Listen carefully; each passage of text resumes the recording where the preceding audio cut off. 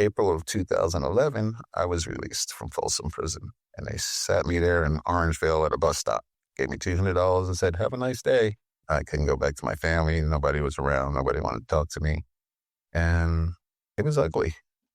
But I wound up staying at that bus stop by Dairy Queen in Orangeville for like about 9 to 10 days. And one day I was just crying. I was just like, what am I doing? And the spirit just leaped upon me and kind of, hey, everything you need is right in front of you.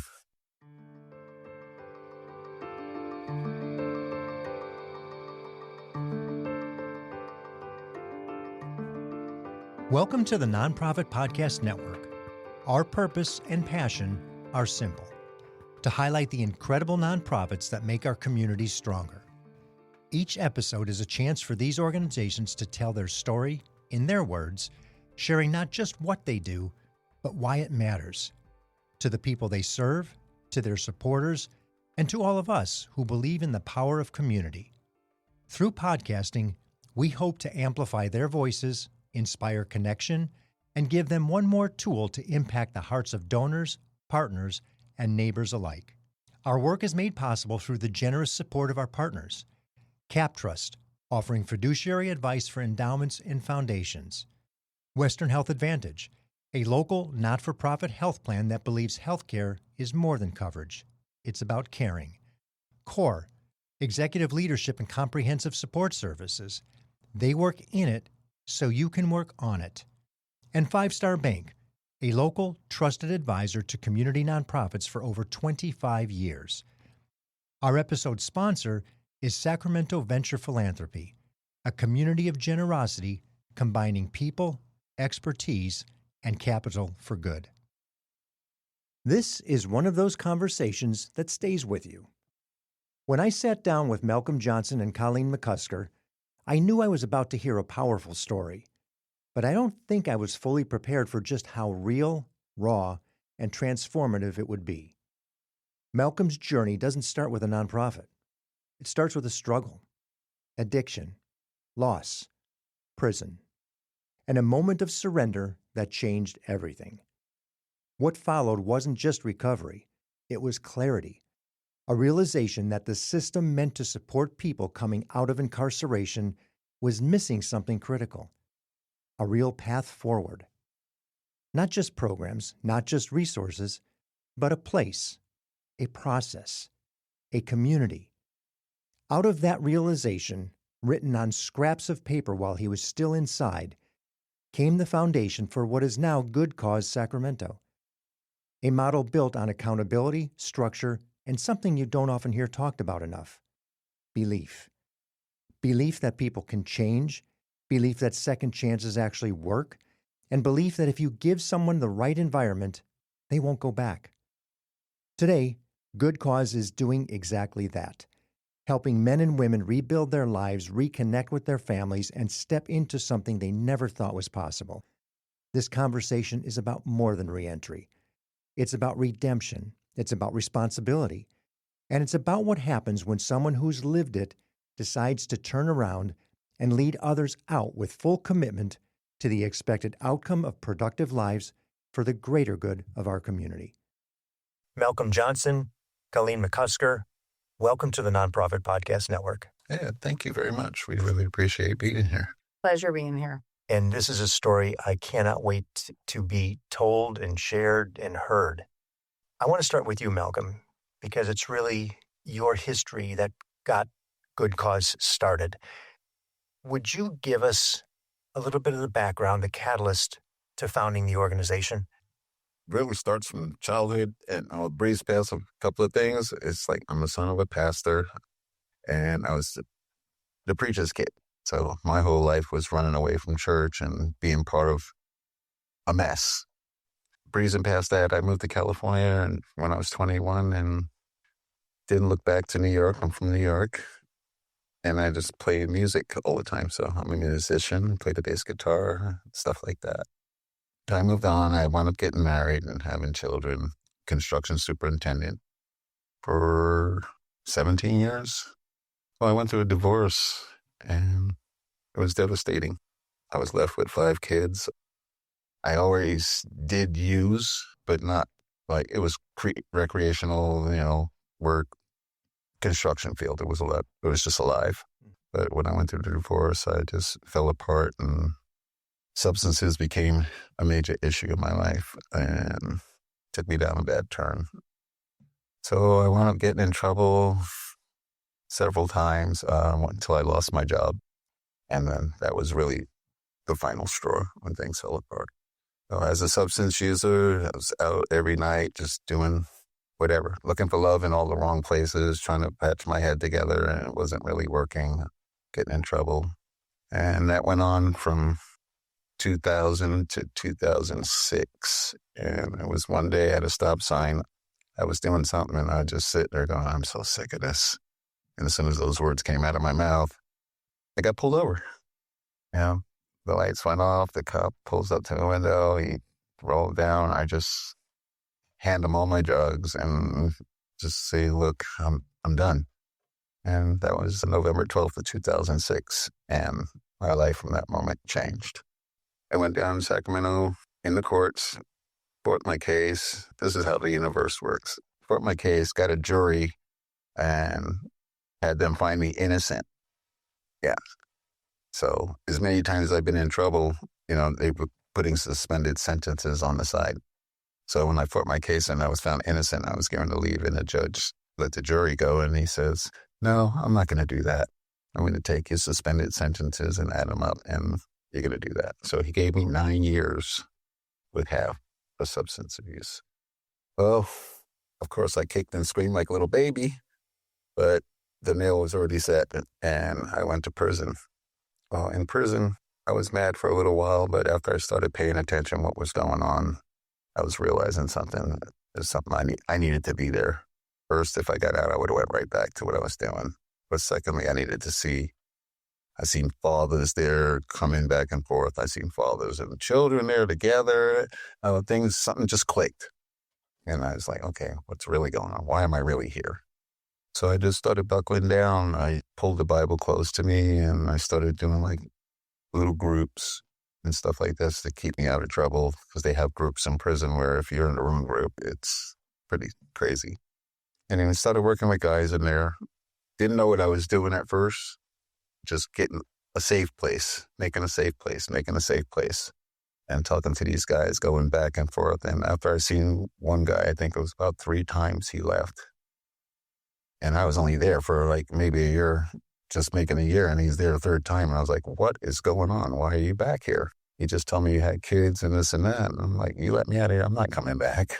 And so he told the story, and he's like, we get out, we go on probation. We have to go to the same neighborhood. If we don't have money, we wind up in the same place and with the same friends, and survival of the fittest comes in. You got to survive. So we wind up back in the same thing.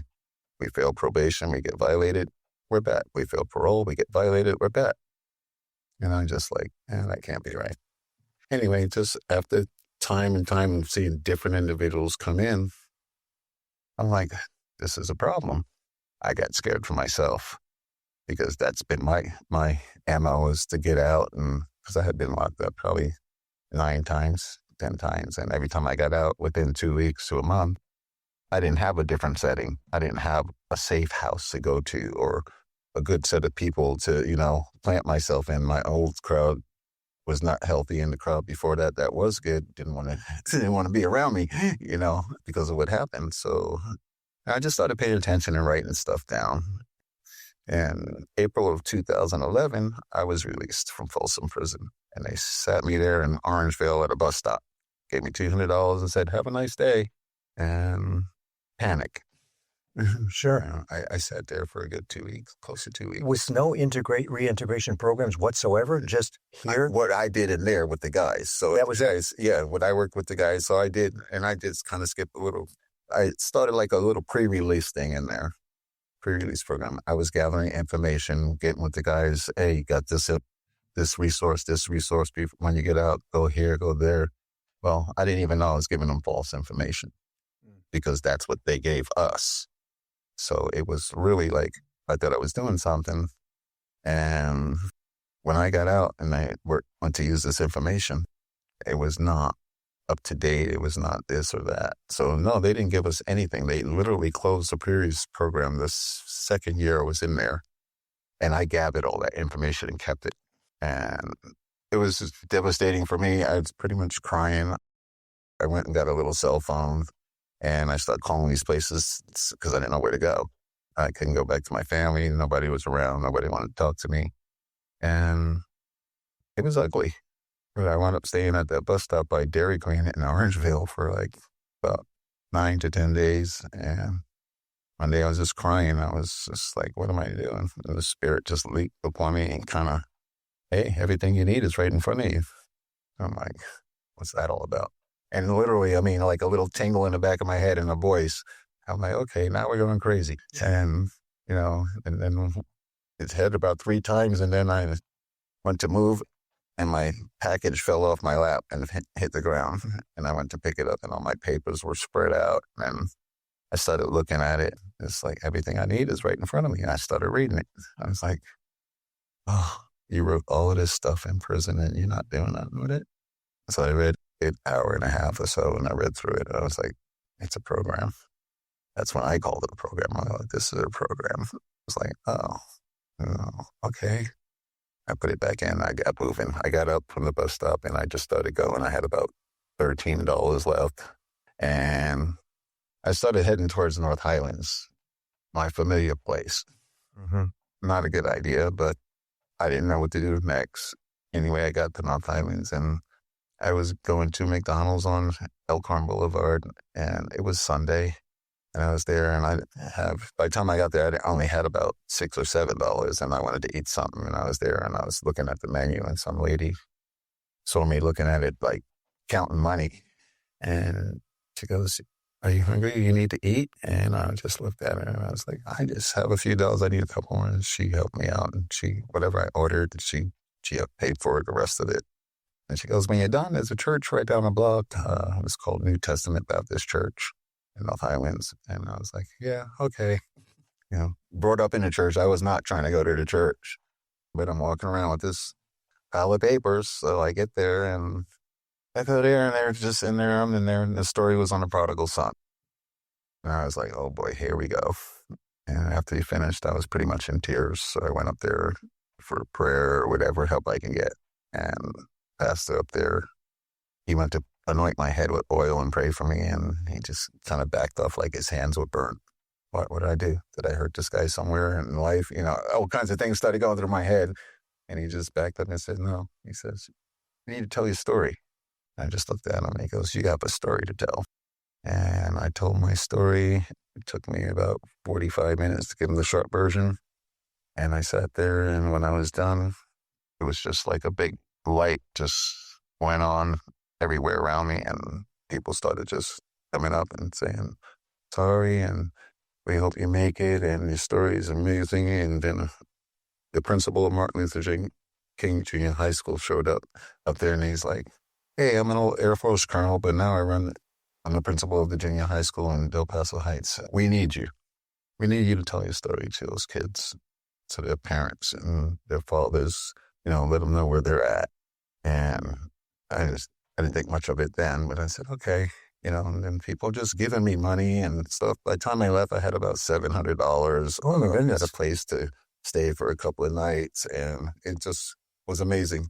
On the following Monday, I went to Martin Luther King Junior High School, and I got there, and my clothes were pretty shabby, and Colonel Harris, he talked to me and told me what he wanted from me, and he took me downtown to a suit place, and he had the guy fit me with some suits and stuff like that, and he says, I really need you, and did that, and went back, and I started telling the story to the kids. I went to an assembly with them and told the story in the auditorium, and then somebody else saw me, and he was the founder of Shoulder to Shoulder, which is a kids mentor program for kids in junior high school to have like big brothers and stuff like that. And he says, I need you to tell a story over here. And I started telling it over there. And it just kept going and going. And then finally, Tom Allison, he showed up and he was helping them remodel. And he's talking, he goes, well, I need somebody to run the project because they were moving from the school into a trailer. So I need to remodel it. I need somebody to run the project because I can't be it. I'm doing my work. And I introduced myself. I said, I believe I can do that. That's been my job all my life, and stuff like that. He goes, really? And we start talking. Worked about 2 days with him. And he's like, what are you doing here? What are you really doing here? I said, well, I'm volunteering. I'm doing this. He goes, no. What are you doing here? Because you know what you're doing. Right. You knew construction trade. Right. And I was really afraid to just venture out on it because the Spirit said I had a different job to do. He came back about 2 weeks later and he's shaking. He says, you think you can do this? And I was like, I believe that's what I'm supposed to do. I've been out here for probably exactly a month and a half now, homeless, bouncing around. And he goes, oh, I'd like to talk to you more about it. And he invited me to his house and we became very close. He had a family member that was struggling with substances as well. And he just like, what can we do? I think you have what we need to do. And we got together and I started working and he's like, how do you want to address it? I said, I think it needs to be a nonprofit. He goes, well, you have to do the homework because I have a job. And I stayed at his house and I went online. I just nonstop the next 3 months until finally I came up and he's like, where are you at? And I was like, well, I'm down to where we need $800 to get the nonprofit thing and this and this. He goes, okay, well, we got some jobs. I'll put up the money and you get that part going, but now you got to work with me. It was good. Everything was really good. We worked together for a while, but I finished it up. And when we first started, it was called Good Cause. It pretty much came with the name. It became Good Cause. And for the benefit of people listening, what is it? What was in all those notes? What was it that you were putting together? In all those notes was my little walk through prison and everybody else's. I had put together sessions of what was needed to survive out here, how to put it together, what to look for, what kind of support that needed to be built because it wasn't there as far as I could see. And what they were saying in there when I got there, it wasn't there.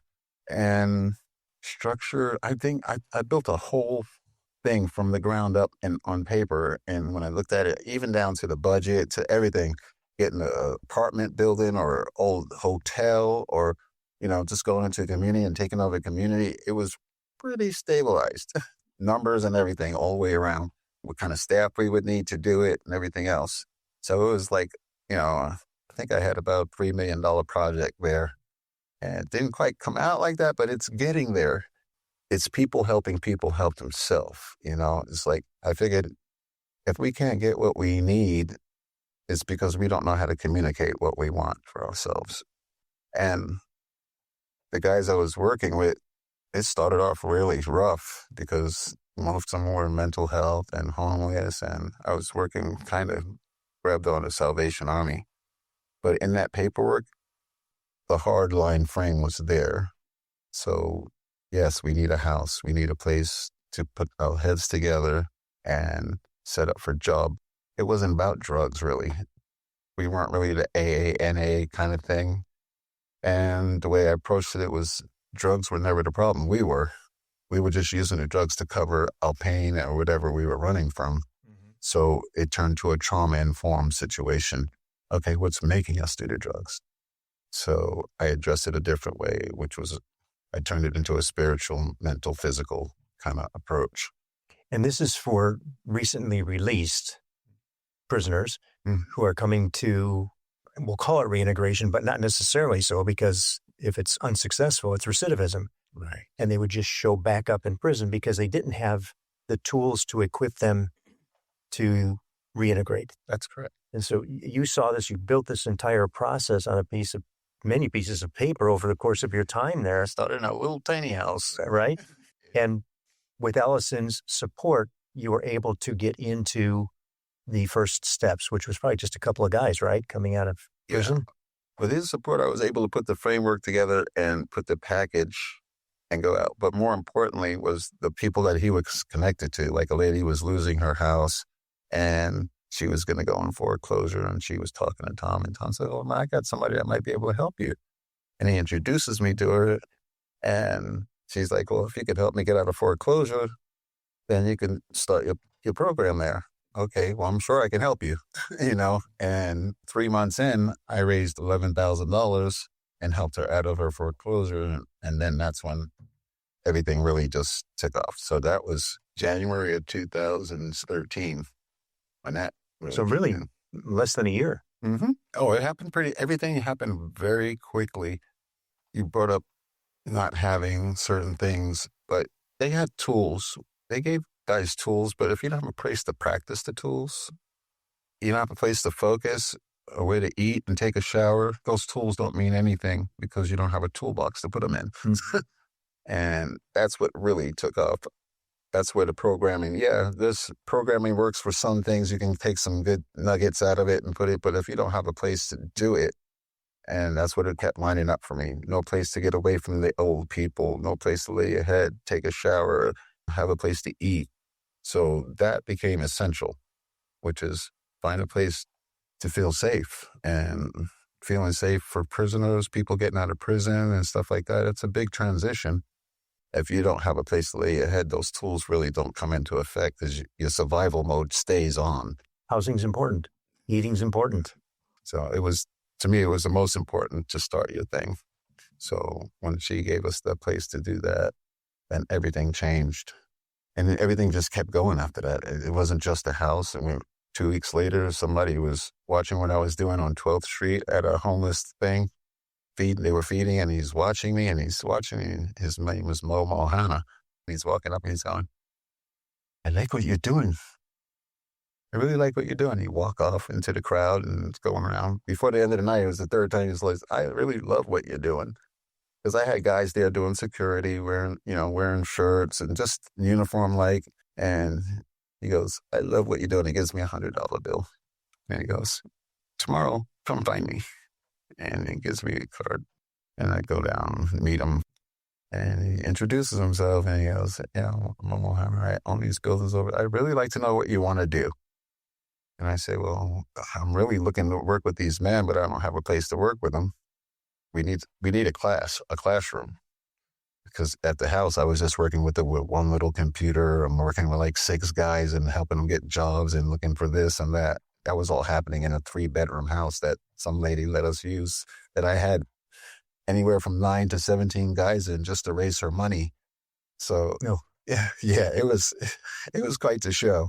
It was really the show. But Mo, he kind of opened it up where that kind of pressure was alleviated with the spread out. He took us down and he says, "I have this 13,000 square foot warehouse right here. Nobody's in it. Can you figure out how to use it?" And that Tom Allison kicked in. "We will remodel that." And everything just kept going. And I can't even put it all in words, how exciting it was. And it just took off from there. The house stabilized. The lady wound up wanting her house and selling it and stuff like that. And it wasn't proper for what we were doing anyway. It was right there on 13th and C, where Good Neighborhood was, and it needed to change. It wasn't enough space anyway. But the process changed. The program changed into a process. People needing more than just a place to lay their head now. Now they need to practice the tools they have. So it sent me into a whole different thing. And I was doing the work. We set up the whole shop, the whole warehouse. We went down Nilo BMW. They were getting rid of their computer system there.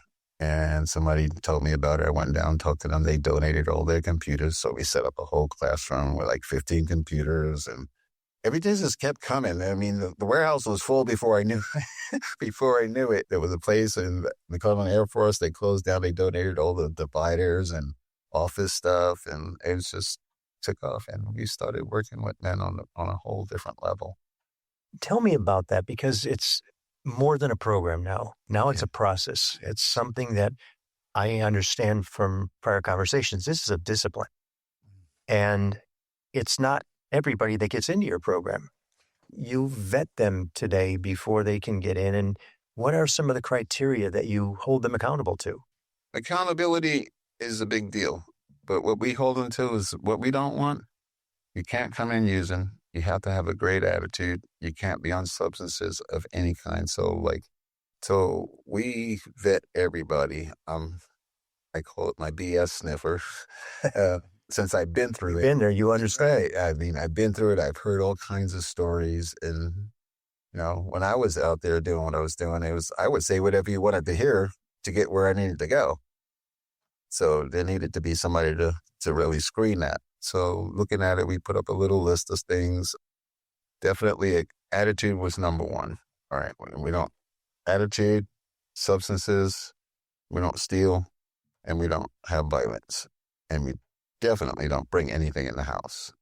Those are major things. After that, I kind of push everything else to the side because of what we're dealing with. Everybody has issues. Everybody doesn't come from the same background. There's nothing common except for the fact that we were out there. So I have guys from all walks of life. So that criteria has to sit at the front. And it all does start with the attitude, how people address you, because the system wasn't there for me. So I wasn't going to make it abusable by anybody else. So we kept it tight. So when we first started working with the county, they wanted to give us everything and anybody. And I was like, no, we don't need your money that bad. Yeah, we needed the money. Right. But I'm not going to take anybody that doesn't want to change the course of their life.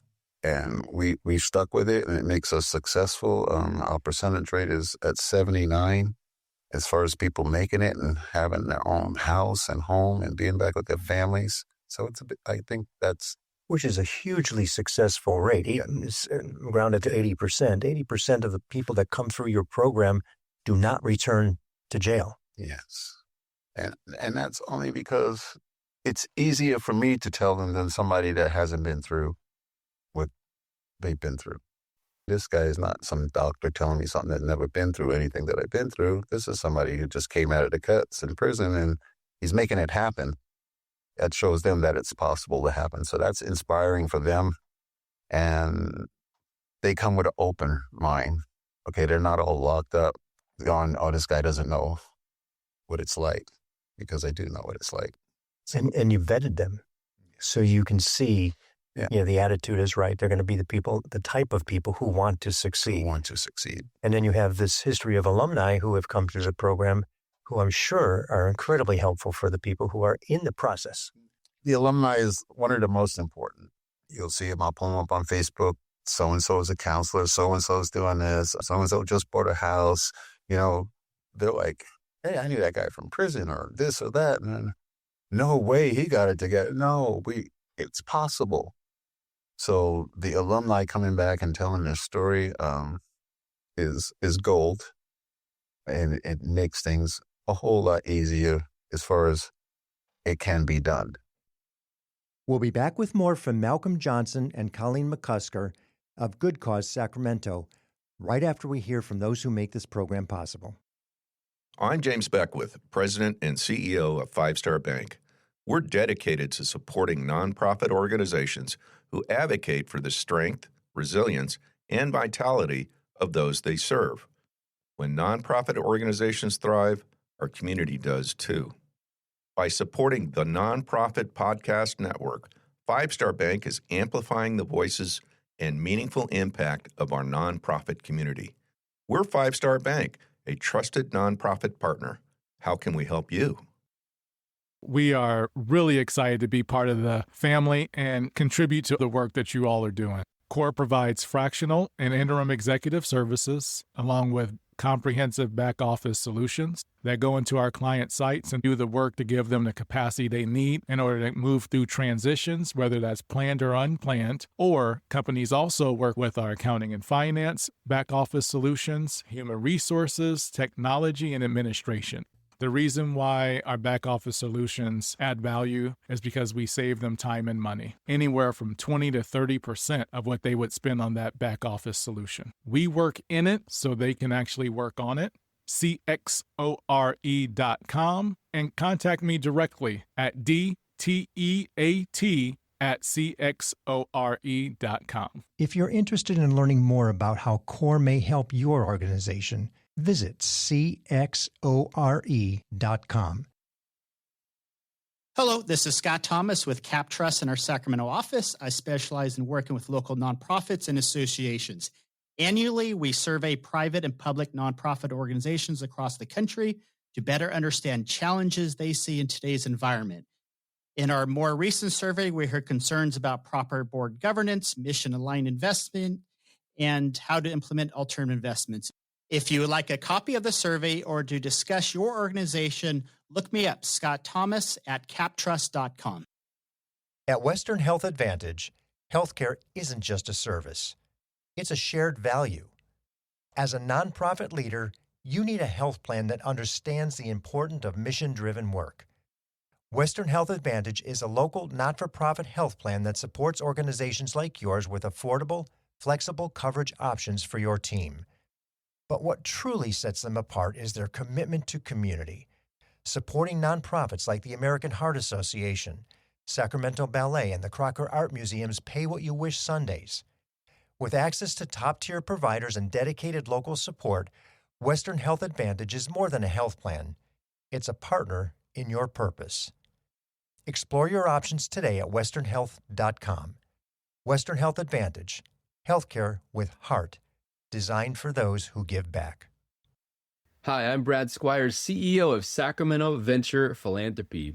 For more than a decade, SVP has brought together local donors, business leaders, and nonprofit changemakers to do philanthropy differently. Through pooled funding, hands-on mentorship, and programs like Fast Pitch and 100X, SVP helps nonprofits build real, long-term capacity, not just short-term solutions. If you're looking to go beyond writing the check and want to use your experience, your voice, your leadership to create a lasting impact and have a lot of fun doing it, now is the time to join SVP. Learn more about becoming a partner at svpsacramento.org. Today you are in a house that houses how many men? 18, Okay. yes.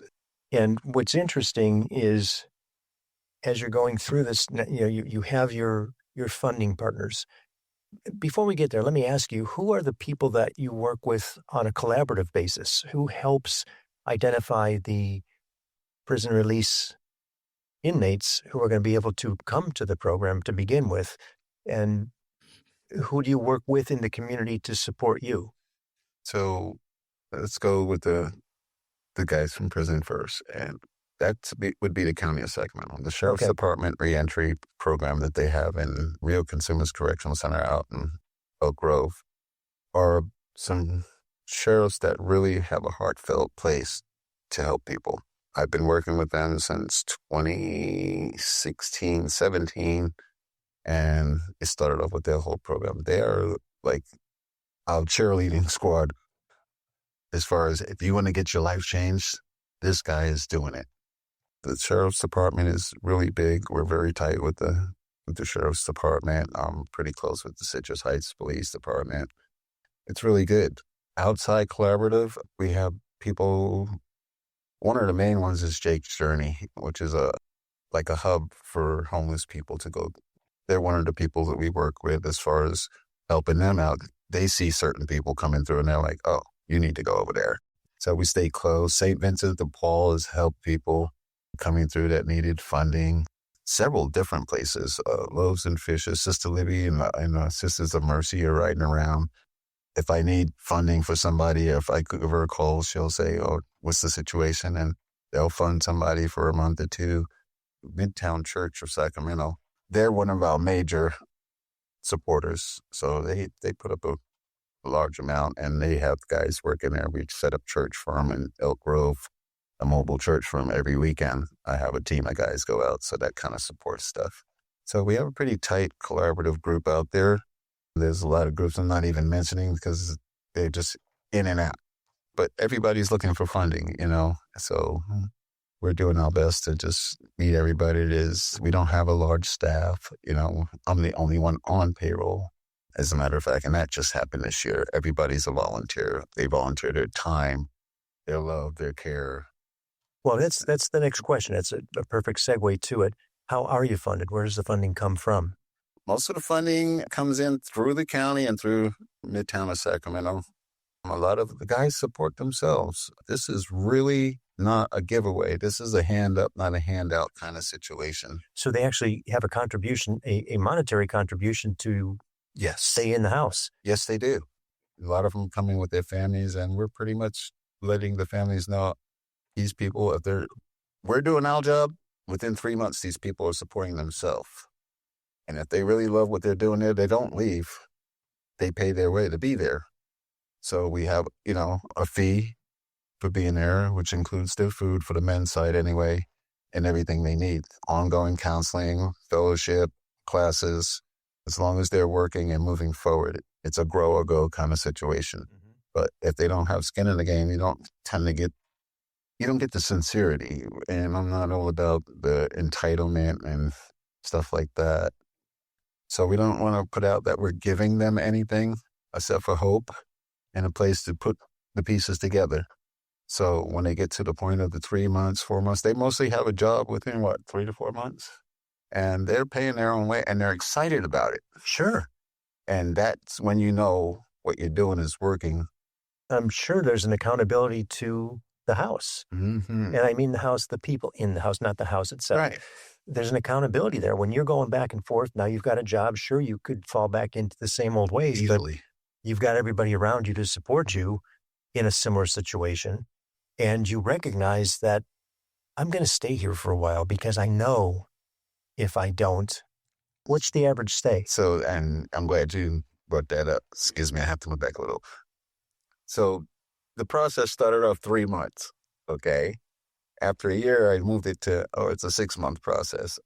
After another 3 months, I moved it, this is a 9-month process. So the last process on paper, I said 18 months to 2 years, okay? Because that's how long. After evaluating over and over how many people started to fall off, no extended help, the fellowship, the alumni coming back to be part of, that's a big deal. It keeps everybody tethered to it. So the house is like, the Sunrise House is the hub of, starting at the house, all the stuff comes together. There's no process without being in the house, okay? You get to practice the tools, live the tools. You have communal living. You have learning how to solve issues, learning how to live with other people, getting your budget together, keeping your money in order, being respectful. We work with the 4 agreements a lot. And those 4 agreements? Be impeccable with your word. Don't take anything personally. Don't make assumptions, and always do your best. So those are 4 anchoring agreements that you don't make with somebody else. You make with yourself. And it makes a difference because we put little signs all over the place, right when you walk in the door, the 4 agreements are there.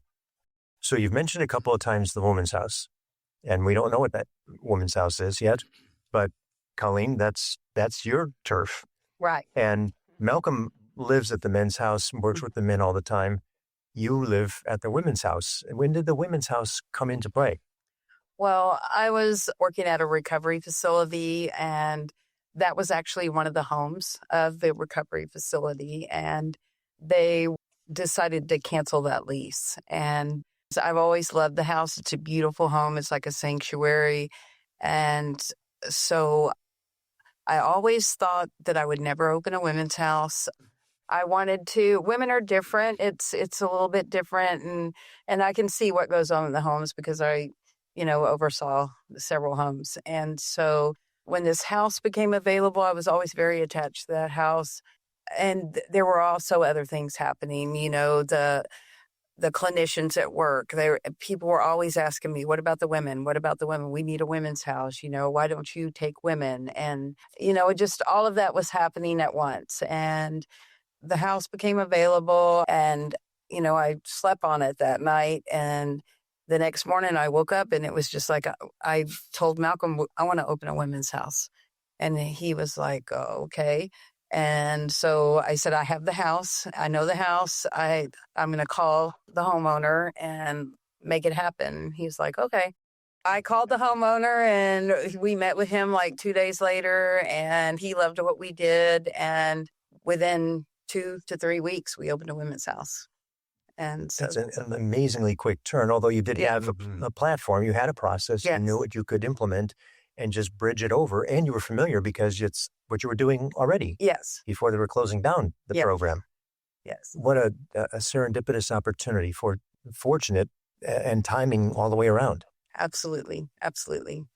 And it's been wonderful. Like, I'm blessed every day. It's wonderful to work with the women, and I learn as much as they do throughout the whole process. Like he said, the homes are the practice ground, and it is for me too. Mm-hmm. And, keeping those 4 agreements top of mind is an excellent tool to use and to throw out there. You don't have to say much. It's like, wow, were you taking that personally? And we're always, we need to look inside. We need to look at what's my part in this? What's my lesson? That's kind of what we teach in our classes. No judgment, no blame toward yourself or others. And that's the glue. That's really what makes it work. And I saw it happening with the men, and it was wonderful. And yeah, it's needed for women. And, we've worked with the Family Justice Center and St. John's, and it's a safe place. Malcolm, give me a success story. Tell me, and obviously no names, but of somebody who's come through the program and where they've ended up. Well, I could start with, Besides yourself, of course. we have an individual who is now one of the heads of counseling at WellSpace. And Wow. he came in after 25 years being in the system, and he didn't even know how to turn on a computer. Okay, so we worked together. He came in, we got him set up on a diet because he was a diabetic, which was a problem for him. But we just changed everything. We got him enrolled in school. He started working with me. We do little side jobs. We work with a couple of real estate companies, and we had set up a little lawn service getting him to work. And he completed. So you had some fee for service too. Mm-hmm. And he just kept going to school and did his thing, and he started taking counseling classes, and he was with us 18 months, and then In the window. yep, and he met someone, and he was still doing his classes and graduated college. He got his AA, and he started doing counseling. He's working with WellSpace. He's one of the lead guys there. He's married. He bought a house. Wonderful. This is a guy that every time we talk, he goes, I never in a million years, we're talking about a biker guy at that. He's like, he's all tatted out and this and that. And you see him now, he's clean cut and goes to work, and people listen. It's kind of like my story. It makes things change because he's using his story and he's doing the same thing. So that's just amazing. Those have to make you feel just amazing. It's part of how I was getting paid when I'm saying I'm just taking on a salary. Well, I got paid spiritual coin for the last 15 years, 14 years. It's always been the spiritual coin thing. It's like when somebody makes it, or I run into a store where some kid runs up and says, Mr. Johnson, thank you so much. And he's hugging my leg, and I'm looking down going, who is this? And somebody's child. Somebody's child that their dad went through some stuff, and here they come walking around the corner as a couple, and it's like, fancy seeing you here. And he's like, oh, now I'm working for this big construction company. I'm doing this, and me and my wife are together, and thank you so much. And that means everything. That's the advertisement in itself. They will tell somebody, or people will ask them, how'd you get your life together?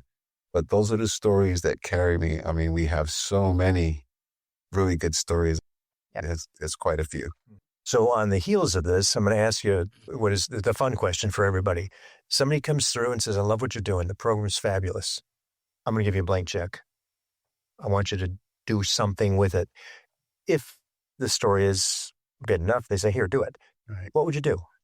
It would be about stability then, It would be like, okay, we can own the house and become a stable process for many other people, put it towards have something to build, so we could actually build paid jobs for the people who are actually volunteering there, expand the process, even maybe do a training for other counselors or other places who want to do something that's different, that's making it work. It's because I don't think there's enough of us out there, really. There's people following the program and the process. This is like a each one, teach one, help it grow kind of thing. So I think the stability of our main house right now would be probably my top priority, where people have the setting and we can actually put on a paid staff where they don't have to go other places to make their day work.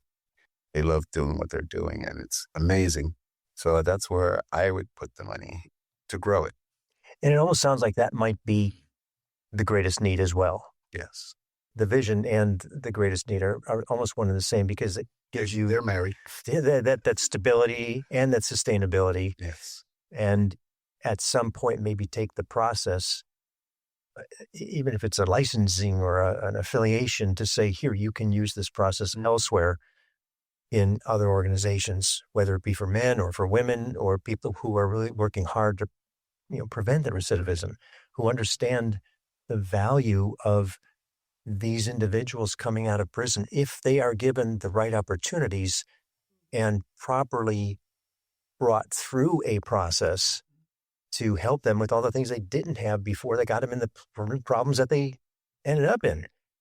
It's almost a big catch-up, but once they're there, they are contributing. They're amazing once they're there. Once they realize that they have a second chance and people really care, you'll be amazed at the attitude changes, the energy change.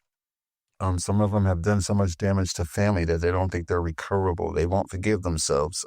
One of my key things is forgiveness. It's got to forgive yourself. Most people move on after you do damage to them. They're not trying to hold on to it. You don't have to go back and try to fix anything. Do better now. It's an action thing. Stop saying sorry and get going. Right. Get going. Do what sorry really is supposed to produce. Right. So yeah, I can't even put it all in words. It's just amazing. It's touching. Running a nonprofit, any nonprofit, is difficult. Very. You are immersed in your organization. You live in the house. And while you're a couple, you live in the houses separately to give the most you can to the people in and going through the process, which in itself is amazing. So how does that look? What do you do to step away from it sometimes, to re-energize, to either relax, refresh, and in your case, reorient, because you're separated a lot of the time? Yeah. Jesus' little runaway story, how he went to the mountain all the time. That's us. Okay. We got to get away. There's one thing I can say about what we do is the people we're working with, they know that we trust them. Not to totally take over anything, but to do what they came to do. So when it's time for us to step away, we'll grab a key person or ask a volunteer to keep their ear to the wall or whatever. For the most part, it's a trust thing. We get to step away. Hey, we're leaving for 5 days. We take our little mini vacations and we disappear. We go fishing, go to the mountain, go to the ocean. Yeah, so we do. We are able to get away, and we do get away. And sometimes it's a day. Sometimes it's and we do it on the spot. And it's because you can tell, sometimes you get really drained. And I'm like, you know what, we need to go. Sometimes the residents are like, well, who's in charge? Can you go away that long? And I'm like, you're in charge of yourself. You got this. It's doable.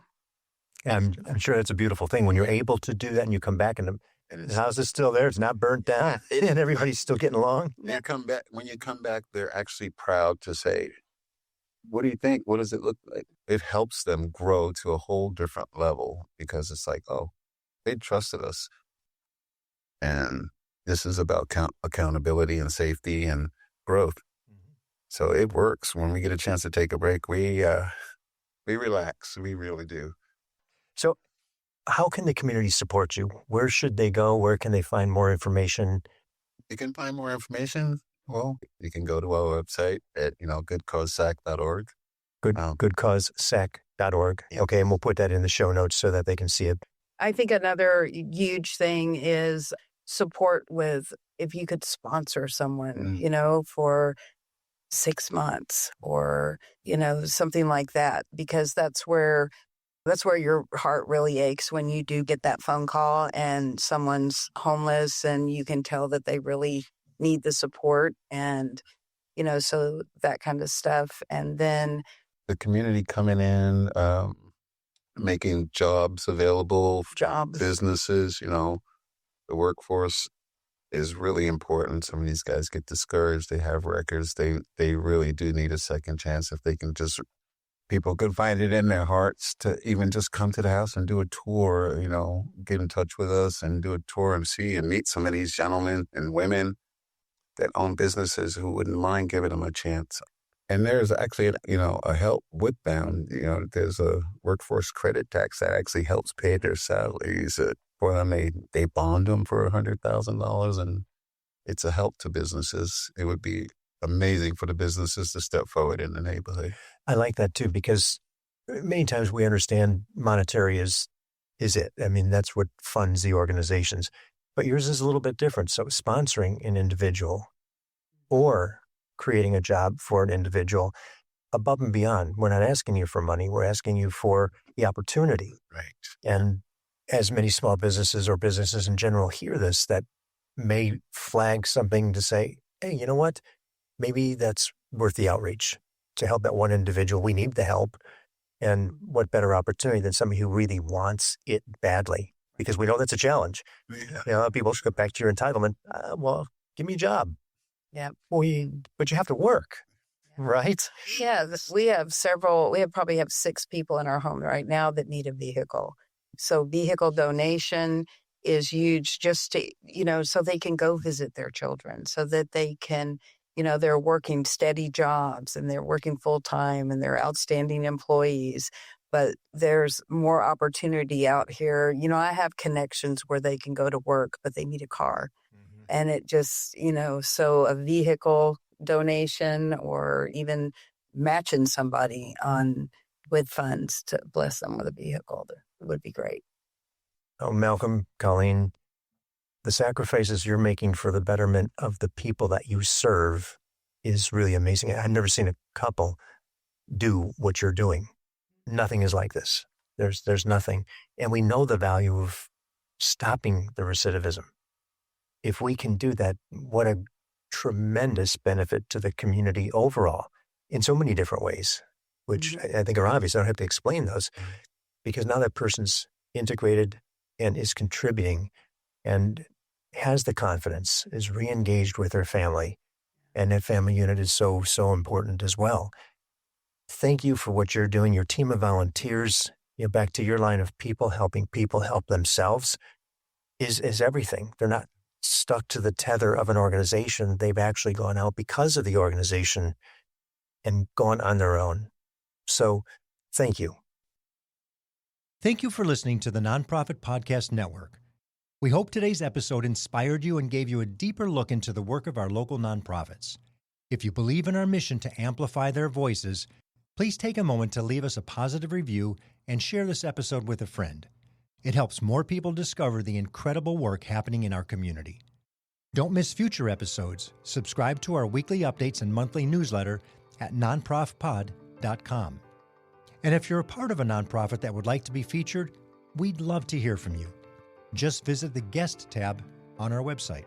The Nonprofit Podcast Network is recorded and produced at Hear Me Now Studio with generous support from our partners, CapTrust, fiduciary advice for endowments and foundations, online at captrust.com. Western Health Advantage, local care with community impact. Find the plan that fits at westernhealth.com. CORE, executive leadership and comprehensive support services. Visit cxore.com. And 5 Star Bank, a local trusted advisor to community nonprofits for over 25 years. 5starbank.com. And finally, our episode sponsor, Sacramento Venture Philanthropy, a community of generosity combining people, expertise, and capital for good. svpsacramento.org.